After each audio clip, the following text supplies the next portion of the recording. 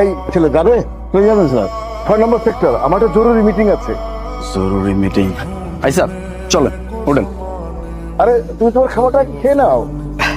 না, খাবার আমি পরে খাইতে পারবো। আপনার তো জরুরি মিটিং আছে, আপনার তো ওই জায়গায় উপস্থিত থাকতে হবে নাকি? চলেন। আরে বাহ, তুমি তো বেশ ভালো একটা ছেলে। হ স্যার, ভালো ছেলে, এই জন্যই তো রিক্সা চালক। ওঠেন।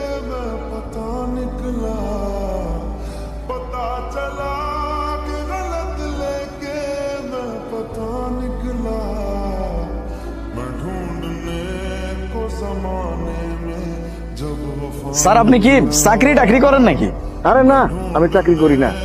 এই ঢাকা শহরে আমার 4-5টা ফ্যাক্টরি আছে। আমার ফ্যাক্টরিতে হাজার হাজার লোক চাকরি করে। বাহ, তাহলে তো আপনি বিশাল বড় লোক। আরে না, আমি তেমন বড় লোক না। আচ্ছা, তুমি কতদিন যাবত রিক্সা চালাও? 6 মাস হবে স্যার। ওই অনার্সটা পাস করার পরে শহরে আসছিলাম চাকরি করতে।